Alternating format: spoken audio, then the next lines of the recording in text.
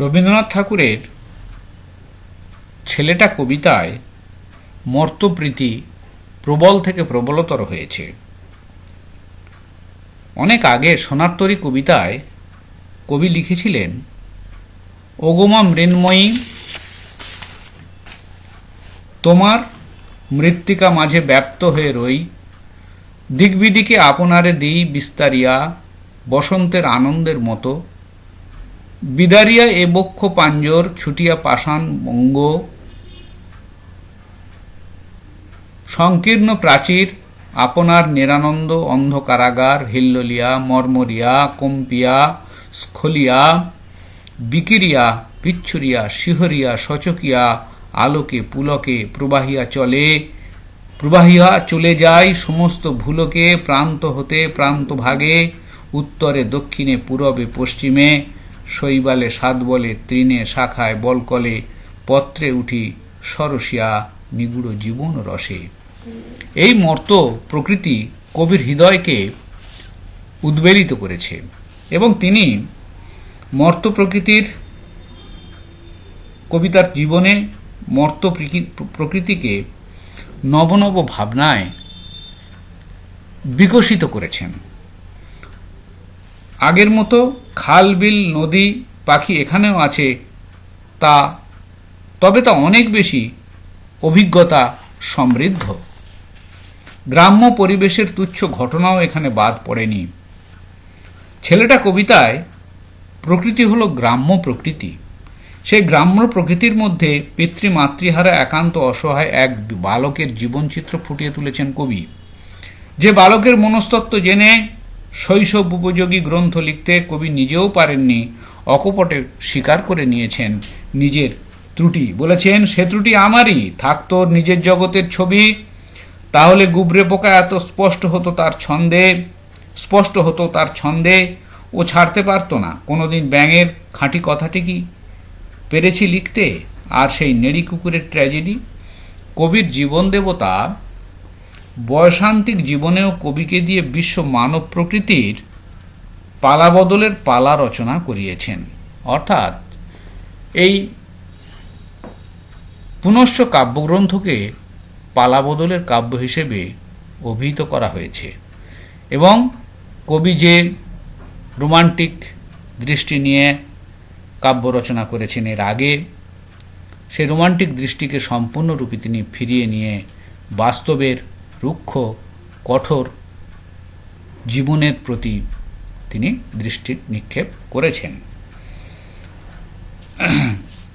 এই পর্বে স্বাভাবিকভাবেই সাধারণ ঘরের অতি সাধারণকে নিয়ে তিনি কাব্য রচনা করেছেন। তথাপি ব্যাঙের খাঁটি কথা কিংবা নেড়ি কুকুরের ট্র্যাজেডি লিখতে না পারার যন্ত্রণা কবিকে উদ্বেলিত করেছে। ঐকতান কবিতায় কবি নিজের অসম্পূর্ণতার কথা অকপটে ব্যক্ত করেছেন। আমার কবিতা আমি জানি গেলেও বিচিত্র পথে হয় নাই সে সর্বত্র গ্রামী, কিষানের জীবনের শরিক যেজন কর্মেও কথায় করেছে আত্মীয়তা অর্জন, সে কবির যে আছে মাটির কাছাকাছি, সে কবির লাগি আমি কান পেতে আছি।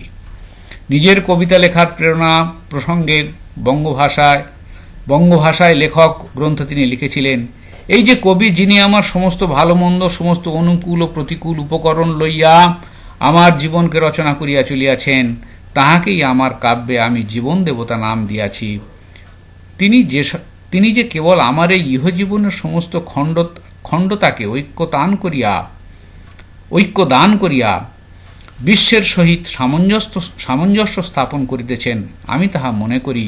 আমি জানি অনাদিকাল হইতে বিচিত্র বিস্তৃত অবস্থার মধ্য দিয়া তিনি আমাকে আমার এই বর্তমান প্রকাশের মধ্যে উপনীত করিয়াছেন।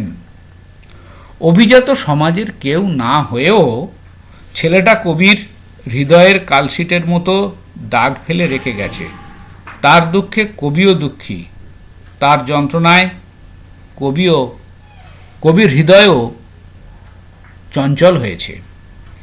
ছেলেটার খেয়াল গেল ওইখানে ডুব দিতে, ওই সবুজ স্বচ্ছ জল, সাপের চিকন দেহের মতো কি আছে দেখি না, সবটাতে এই তার লোভ, দিল ডুব, দামে গেল জড়িয়ে, চেঁচিয়ে উঠে খাবি খেয়ে তলিয়ে গেল কোথায়, ডাঙায় রাখাল চড়াচ্ছিল গরু, জেলেদের ডিঙি নিয়ে টানাটানি করে তুললে তাকে, তখন সে নিশাড়। তারপর অনেক দিন ধরে মনে পড়েছে, চোখে কি করে সর্ষে ফুল দেখে, আঁধার হয়ে আসে, সে মাকে হারিয়েছে, সে মাকে কচিবেলায় হারিয়েছে, তার ছবি জাগে মনে।